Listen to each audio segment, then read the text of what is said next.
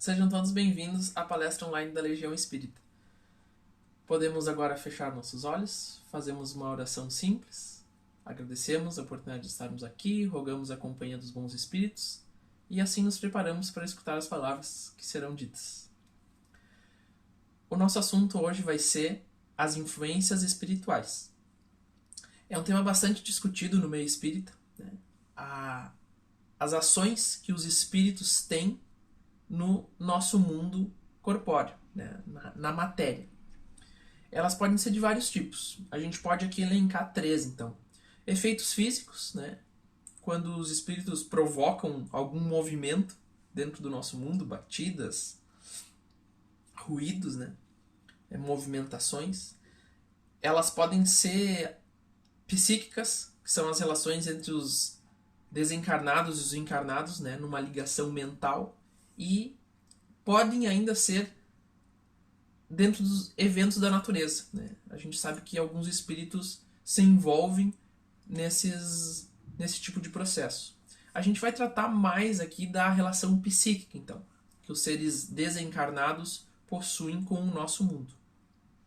A gente tem uma frase bastante conhecida de um filme, do Sexto Sentido, que o protagonista relata que ele vê pessoas mortas, né? Assim ele diz. E o médico que convive com ele pergunta com que frequência. E ele diz todo o tempo.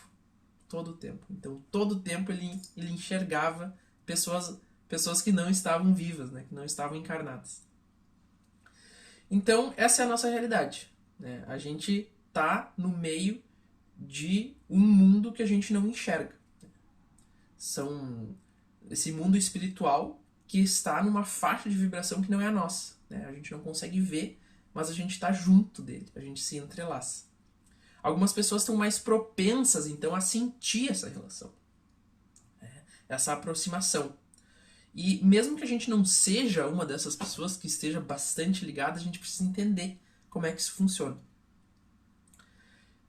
Primeira coisa, eles são seres como nós, né? Os espíritos desencarnados são seres que em algum momento estavam encarnados, né? Então a vida no plano espiritual não é muito diferente da vida que a gente tem aqui na matéria.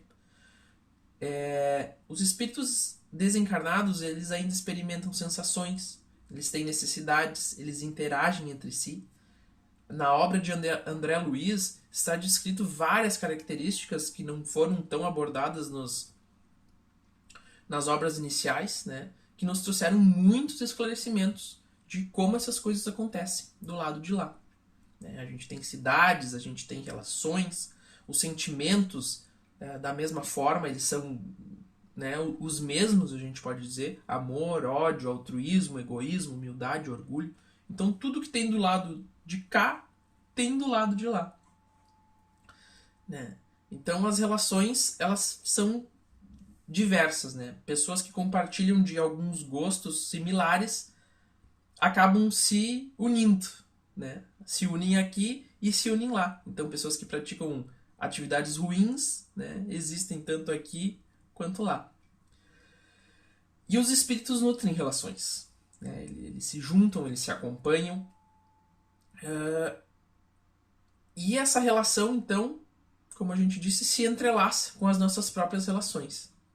E como é que se dá essa ligação? Como é que se dá essa comunicação? É através dos médiums, né? É através do que a gente chama de médiums. A literatura espírita nos diz: todos somos médiums. Todos somos. O conceito de mediunidade, então, é todo aquele, né, espírito encarnado que serve como meio de comunicação, né, entre o mundo espiritual e o mundo dos encarnados. Muitas vezes comunicação, muitas vezes uma relação, né? Não necessariamente existe a comunicação inteligente, né? Mas existe a relação. Então a gente tem médiuns de diversos tipos. Médiuns intuitivos, médiuns audientes, né? Que escutam, médiuns psicofônicos, que transmitem mensagens faladas, psicográficos, né? Médiuns que colocam no papel, né, a mensagem que é trazida, médiuns videntes que acabam vendo, né, seres que estão desencarnados. E muitas vezes essas características se misturam, né? Com muita frequência a gente diz então que a mediunidade propriamente dita, ela deveria ser ostensiva, né? A gente chama de médiums no dia a dia pessoas que produzem efeitos físicos que a gente consegue ver. Mas a mediunidade, ela é muitas vezes mais sutil, né? Essa suscetibilidade em relação às influências espirituais também é considerado um nível de mediunidade.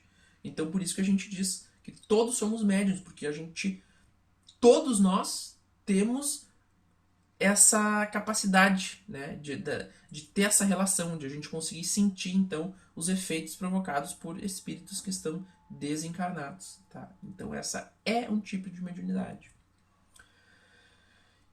E como é que funciona, então? Quais são as características desses espíritos que estão desencarnados? Eles estão em outra camada vibracional. Eles existem, né? A gente não consegue ver, mas a gente está envolto por eles a todo momento. Eles são, né, como a gente já falou, pessoas como a gente. Então, o Livro dos Espíritos nos diz na questão 224, que é a alma nos intervalos das encarnações. Então, ela é um espírito errante, que aspira a um novo destino. Então, o Livro dos Espíritos nos diz que no intervalo das encarnações a gente é considerado um espírito errante. A gente vive na erraticidade. E as características desses espíritos que estão na erraticidade variam muito. Porque da mesma forma varia o momento evolutivo que eles se encontram. Quanto mais esclarecidos, então, a gente está nesse momento da erraticidade, mais liberdade a gente tem, mais níveis de liberdade a gente possui, né? Quando a gente está entendendo, então a gente pode decidir para onde a gente vai, a gente pode decidir com quais entidades a gente se comunica, a gente tem um controle maior sobre o nosso ir e vir, né? Então, nesse momento a gente consegue se dedicar a processos construtivos, de educação, de ajuda ao próximo, de melhoramento, né? O Livro dos Espíritos nos completa algumas informações. A questão 230. Na erraticidade, o espírito progride, né?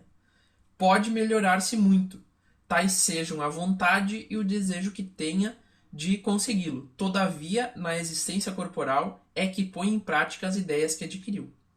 E complementando, na questão 231, são felizes ou desgraçados os espíritos errantes? Como é que eles sentem, então, essa condição? Mais ou menos, conforme seus méritos. Sofrem por efeito das paixões, cuja essência conservar, ou são felizes, de conformidade com o grau de desmaterialização que hajam chegado. Na erraticidade, o espírito percebe o que lhe falta para ser mais feliz, desde então procura os meios de alcançá-lo. Nem sempre, porém, lhe é permitido reencarnar como for do seu agrado, representando para ele uma punição. Então, como a gente disse, depende do nível de cada um. Dependendo, a gente vai ter uma relação diferente do lado de lá. Então a gente considerou até agora os espíritos errantes de uma forma bem otimista, mas nem sempre é assim, né? Muitas vezes esses espíritos que estão do lado de lá experimentam sensações ruins. Enquanto encarnados, eles experimentaram vicissitudes, né? Não praticaram o bem, muitas vezes praticaram o mal, fomentaram ações negativas, não trabalharam as questões da espiritualidade com lucidez, ficaram apegados à matéria. Então, quando a gente tem essa situação, ou ainda, né, que a gente teve uma condição expiatória de um desencarne conturbado, a gente passa para o momento de erraticidade com problemas, né? A gente não consegue se controlar, né? A gente não tem... muitas vezes a gente não tem ciência, né? A gente perde os nossos sentidos, a gente experimenta dores, a gente tem uma condição de perda de noção de tempo e espaço, né? A gente tem uma condição torturante. A gente está toldado, então, na nossa liberdade. Isso pode acontecer. A gente, como a gente diz assim, não são só rosas, né? A gente pode ter problemas do lado de lá. E esses espíritos perdidos, né, eles precisam de apoio, eles precisam de ajuda, eles estão numa condição ruim. Como do lado de cá a gente também tem pessoas que estão numa situação ruim e precisam de ajuda. Esses espíritos muitas vezes se envolvem em o que a gente está, né, o tema do nosso assunto, influências negativas, né? Mas mais por desconhecimento. Por outro lado, existem os espíritos que são intelectualmente avançados, que têm uma clareza do que está acontecendo e podem também se envolver em algumas ações negativas. Então, a gente tem que ficar de olho. A gente vai comentar mais aprofundadamente o assunto em seguida. Esses espíritos mais inteligentes, a gente pode dizer, né, mais avançados intelectualmente, não necessariamente moralmente, né, em algumas culturas e no imaginário popular são chamados de demônios, né? É o que a gente ouve aí, os demônios são espíritos momentaneamente voltados ao mal, né? Momentaneamente. Mas o conceito puro de um ser dedicado exclusivamente ao mal desde a sua origem, né, e para sempre não existe, porque isso contraria o que a gente diz que, né, a lei de Deus, a lei da melhora, porque não faz sentido, né, Deus criar um ser que vai ser mal para sempre, né? Isso contraria a lei de evolução. Então o que a gente vê, né, chamados aí no cinema e nos contos, nas lendas de demônios, né, até nas escrituras, né, na Bíblia, são espíritos momentaneamente inclinados ao mal, né? As representações cinematográficas são sempre bem exageradas, assim, né? E por muitas vezes existem processos muito drásticos, né, que podem acarretar condições físicas muito sérias. O que a gente tem, né, também a palavra possessão, que também é uma característica que pode acontecer, né, mas no que diz respeito um pouco àquela intensidade. Mas agora, um espírito entrar no corpo de outra pessoa, isso não é possível, né? A gente entende, né, a literatura espírita nos deixa bem claro que não existe, né, essa entrada de um espírito no corpo de alguém, mas o que existe, né, o que poderá acontecer é uma influência muito grande, né? Então, a gente tem aí, então, o mundo, né? O mundo espiritual, né? Com todas essas linhas aí, espíritos bons e espíritos ruins, e com quais a gente vai se relacionar, né? Com quais a gente vai criar laço. Do que depende isso aí? A verdade é que depende de nós, né? Depende de nós, a gente vai se relacionar com quais a gente quiser. Também é uma coisa muito... Dá pra fazer uma analogia com a nossa vida, né? A gente vai se relacionar com quem a gente quiser, né? É uma lei que funciona seguindo a linha da atração, né? É a mecânica da atração. Se a gente é violento, a gente se aproxima de seres violentos. Se a gente é bondoso, a gente se aproxima de seres bondosos. Se a gente tiver linhas de vicissitudes, né? Se a gente praticar muitos vícios, a gente também vai ligar com pessoas, né? Com seres encarnados e desencarnados que tenham esses vícios também. Então é uma conexão de energia, né? É uma conexão perispiritual, né? Se inicia assim, né? Faz bastante sentido. Isso é uma coisa que, né, a gente sempre diz que faz sentido. É até relativamente fácil de entender porque a gente experimenta isso no nosso dia a dia. A gente vai se juntar com quem a gente tem afinidade, né? Isso que é o que acontece. E nas relações espirituais, da mesma maneira. As ações boas, então, nos deixam perto dos bons espíritos, né? Elas vão nos ligar sempre a esses espíritos que são bons. E o que é ser bom? Essa dúvida sempre nos chega, né? O que é ser bom? Quais são as ações boas, né? A gente tem regrinhas básicas aí que a gente conhece, todos nós conhecemos. Faça aos outros o que gostaria que fizesse com a gente, né? E ama o próximo como a ti mesmo. A gente pode começar por aí, né? Seguindo essa linha, a gente já está bastante bem. A gente já tem uma inclinação boa. E, né, se a gente às vezes não consegue ver, não consegue achar uma resposta, a gente lembra do seguinte: as leis de Deus estão fixadas na consciência de todos nós.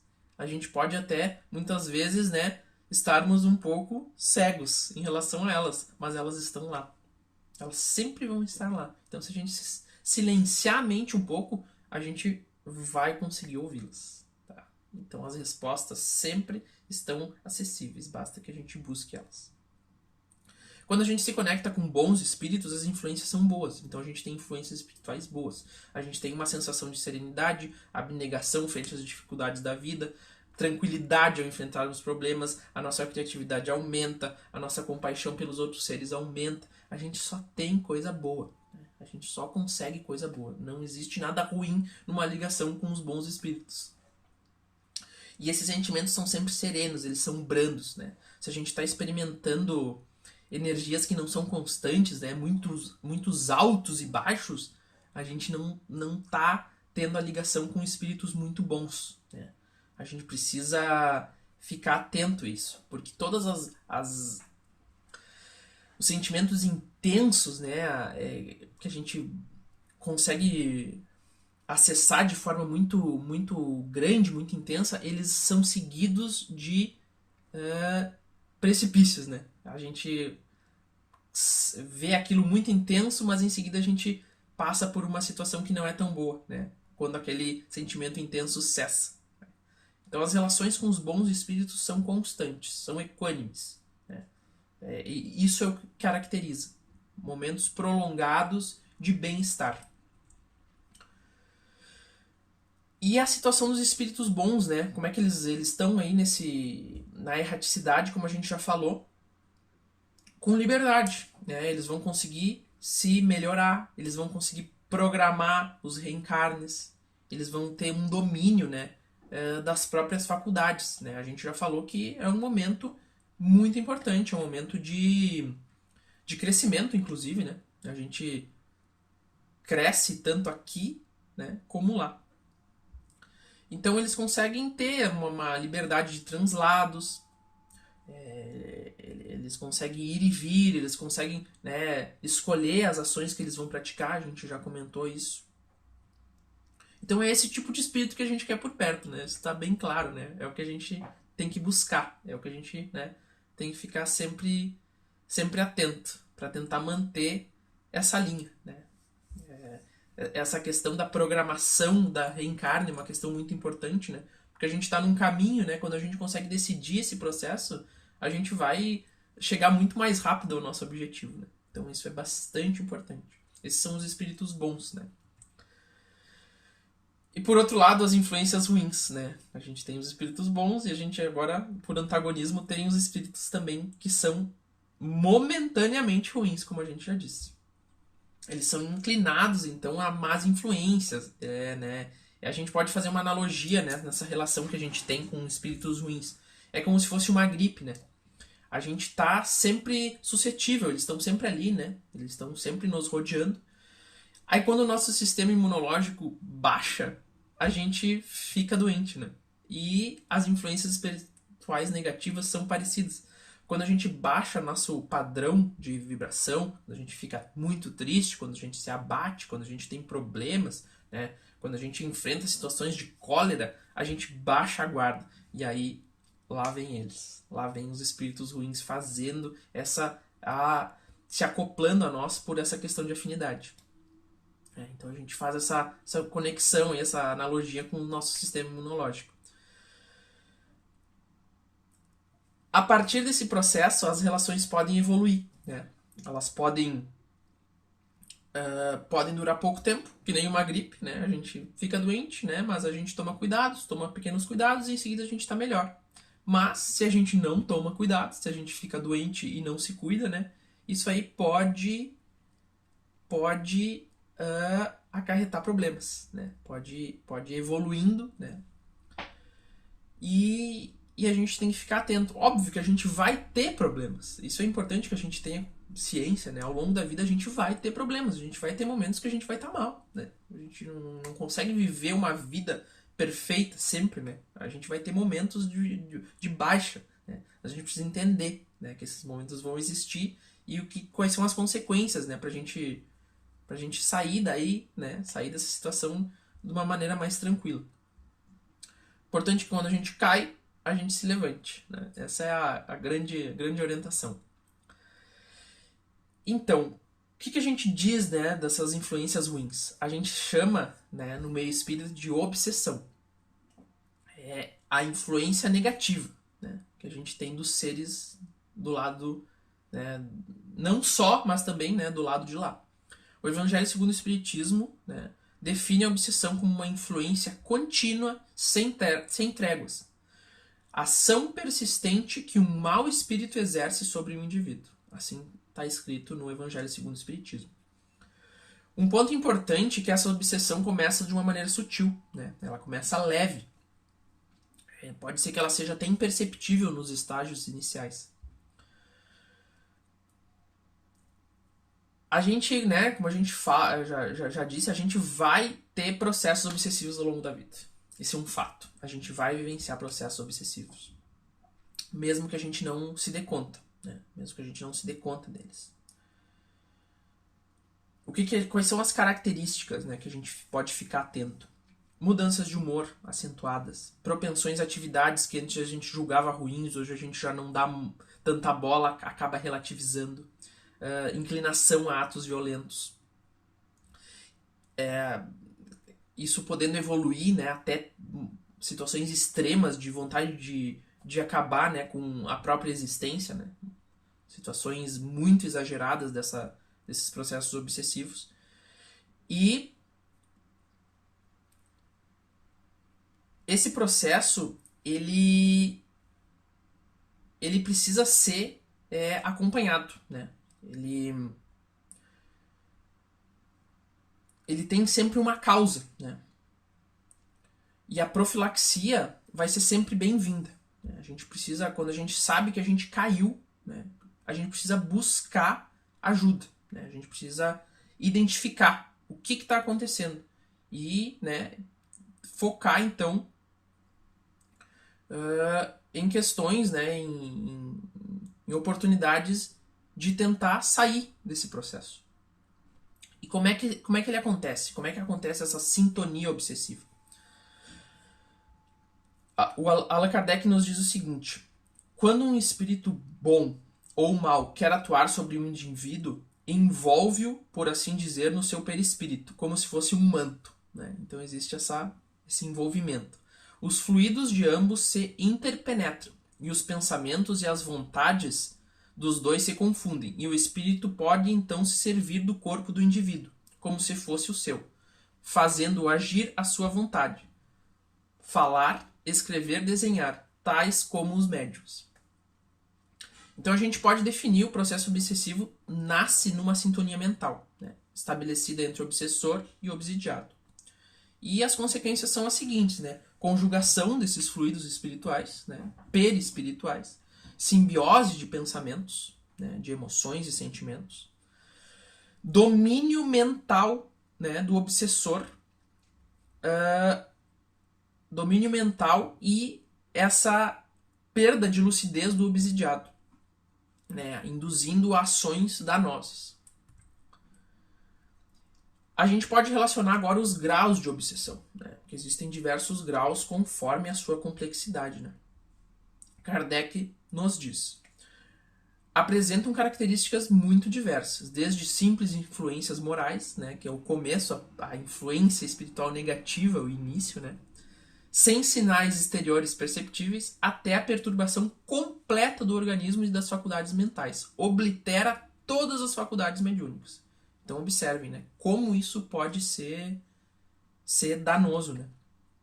Então a gente tem a obsessão simples, né, como a gente já falou, esse é o início, né, a gente tem isso, está suscetível a essas obsessões diariamente durante toda a nossa vida, né. São obsessões simples, elas começam quase imperceptíveis, mas podem evoluir, né, muito rapidamente, dependendo da situação. A gente dá um passo, então, e começa a entender o que a gente chama de fascinação, que é quando a gente está ligado ao espírito e a gente não admite. Muitas vezes essa relação, a gente diz que ela é mútua, né? Muitas vezes o espírito se nutre da gente e a gente se nutre do espírito, né? Muitas vezes a gente gosta, A gente pode estar ligado a espíritos que exacerbem os nossos sentimentos em relação a algumas experiências, né? Aos prazeres da vida, né? Aos vícios que a gente tem. Então pode ser uma coisa conjugada, né? A gente relata que quase sempre é uma via de mão dupla, né? Na grande maioria das vezes. Então a gente chama de fascinação. Existe também a subjugação, né? Que é um controle muito complexo, então, do obsessor com o obsidiado, né? Paralisa a vontade do obsidiado. E a gente também tem um subitem dentro da subjugação que a gente chama de vampirismo, né? André Luiz descreve isso na sua obra através de Chico Xavier, né? Que é uma relação onde o espírito obsessor suga a energia do obsidiado. E isso é bastante complexo, é um tipo de subjugação. Tipos, né, que a gente tem então de obsessão. Elas sempre são uma via de mão dupla, né, como a gente falou, quase sempre, 99% das vezes é uma via de mão dupla. Manuel Filomeno de Miranda, no livro, na obra Obsessão e Desobsessão, classifica encarnado para encarnado, nosso dia a dia, nossas relações. Desencarnado para desencarnado, as relações entre espíritos, né, no mundo espiritual. Então a gente tem obsessão lá também. Encarnado para desencarnado, então é quando a gente tem apego às pessoas que não estão mais entre nós. Quando a gente puxa elas de novo, a gente não entende que elas devem prosseguir o caminho delas. E desencarnado para encarnado, que seria a mais comum, né? Que a gente costuma tratar mais das questões nossas, né? A gente foca mais nos problemas que a gente tem. Então, essa questão do desencarnado para encarnado é o que a gente mais comenta. A gente está muito suscetível a elas porque muitas pessoas não acreditam, né? Ou não entendem, e acabam ficando à mercê, né, dessas questões invisíveis, né? A obsessão recíproca, né? Quando os dois, então, estão interligados, elas podem acontecer em todos esses itens que a gente narrou. E a gente tem também a auto-obsessão, que é o processo da culpa, que é muito complicado também, né? Pode acarretar problemas bastante sérios. É importante que a gente, então, reconheça todos esses tipos, né? Pra gente se preparar, pra gente dar um tratamento adequado para eles. A gente precisa entender a causa, né? As possíveis causas, para tentar formar, então, né, um processo de recuperação. Bom, e quanto aos espíritos que estão nesses processos todos aí, de como eles são, a gente mais ou menos deu um embasamento, mas aqui para ficar mais didático, né, a gente vai colocar dois tipos. Espíritos que participam desses processos passivamente, então são os espíritos dos estágios iniciais da obsessão. A gente diz que são obsessões passivas. Eles não querem necessariamente fazer mal. É uma acoplação por desconhecimento, né, por estarem perdidos, como a gente já falou. Eles acabam como se fosse um ímã chegando até nós, né, mas eles não querem necessariamente fazer mal. Cabe uma explicação bastante interessante, que é o seguinte: enquanto a gente está encarnado, o nosso corpo físico funciona como se fosse uma âncora para nossa mente. Por mais que a gente tenha problemas, a gente é puxado de volta, a gente consegue mais ou menos entender onde a gente está, né? Existem casos onde mesmo encarnado a mente fica fora de si, né? Mas na maioria das vezes, então, a gente tem essa âncora, a gente consegue compreender onde a gente está. Mas quando a gente perde o corpo físico, a questão muda um pouco. A nossa mente fica livre, né? Então, se a gente não está bem preparado, a gente não tem um domínio muito forte, né? É o que a gente dizia antes, a gente pode estar perdido. Então, nessa perdição, a gente pode ser levado. Então, ações negativas, né? Mas mais por acoplamento, mais, né? Por essa similaridade, aí, mais por desconhecimento. Mesmo assim, a gente pode praticar, né, ações ruins. Os espíritos do lado de lá, né, podem ter essa relação ruim, mas sem querer fazer o mal, né? As sensações da matéria são intensas, né? Então muitas vezes eles querem, né, querem provar aquilo de novo, não estão libertos ainda dos laços materiais. Então existe essa acoplação aí por vibração.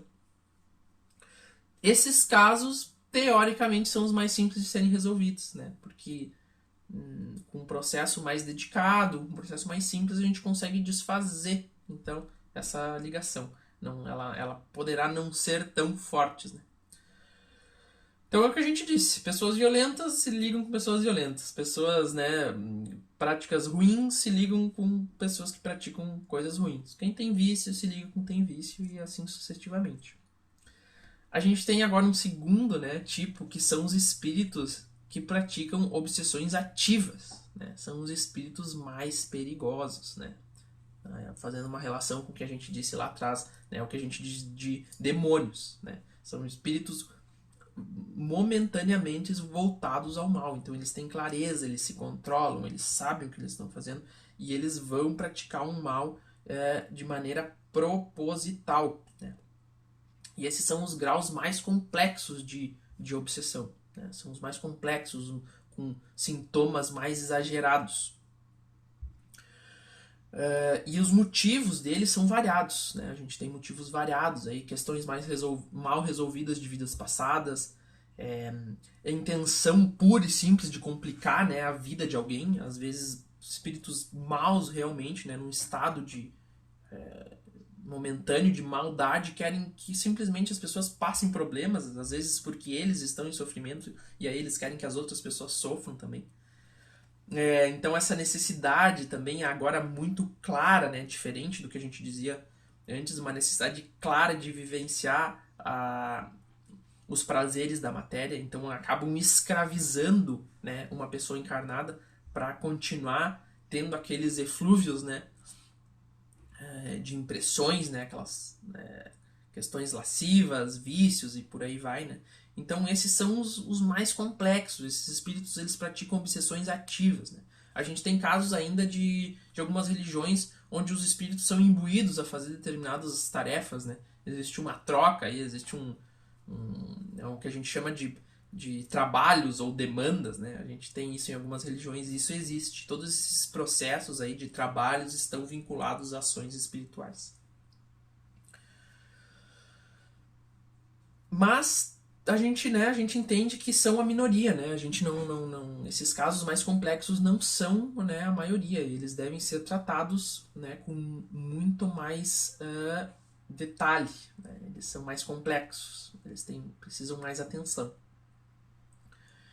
Bom, e depois que a gente está dentro do processo, o que acontece?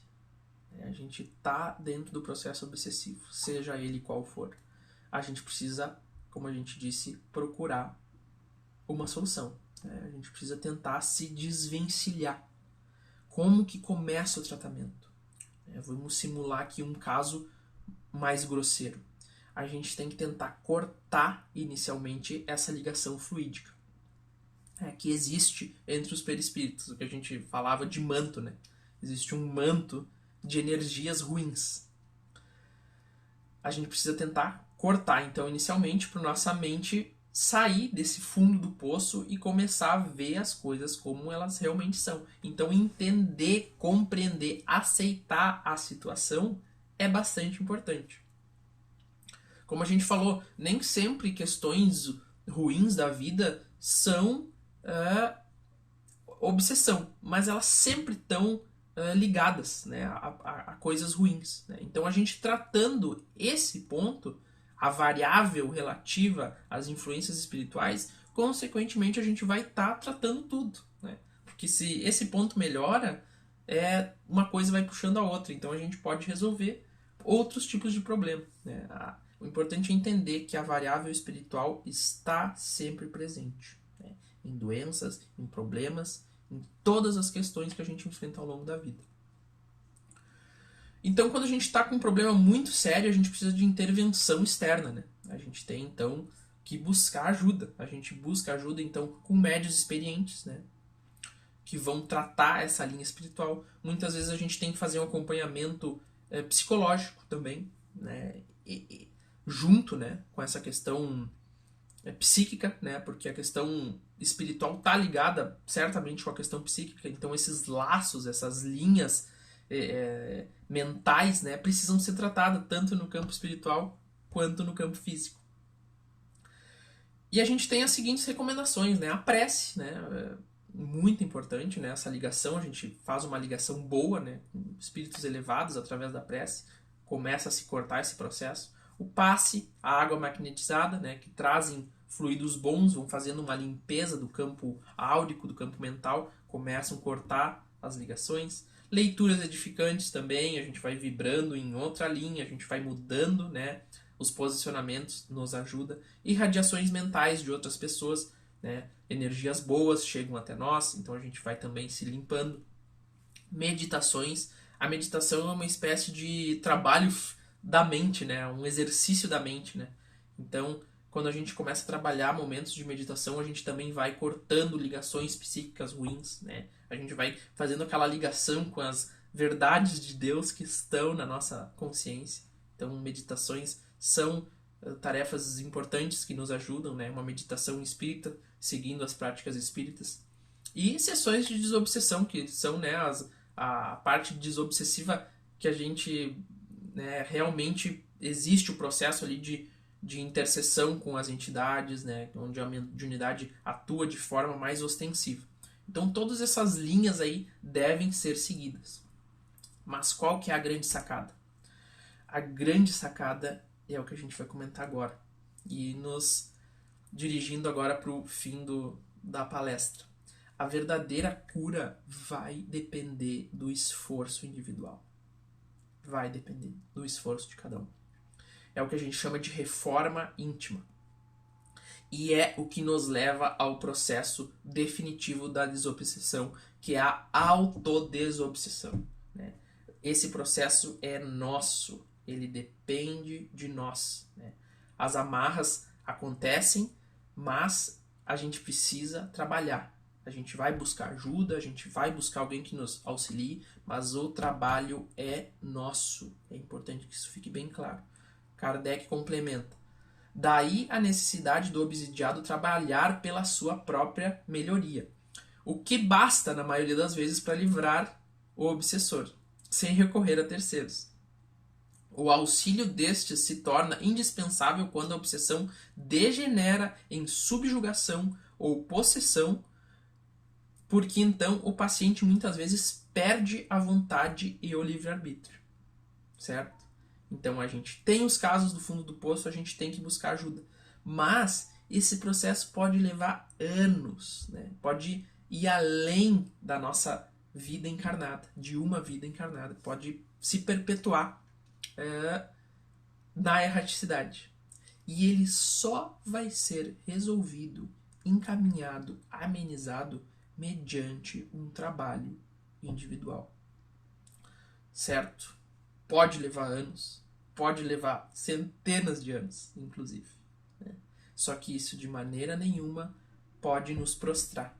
A gente precisa entender que todos os problemas, todas as condições, inclusive das influências espirituais, né, da propensão a esse tipo de problema, é um caminho expiatório, é um caminho de melhora, né? É uma oportunidade. Os problemas são oportunidades de melhora. Né?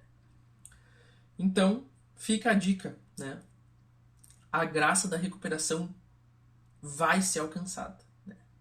O que a gente tem que fazer é não se entregar frente aos nossos problemas. Certo? Agradeço a atenção de vocês. Fechamos os olhos, agradecemos, nos despedimos e até a próxima.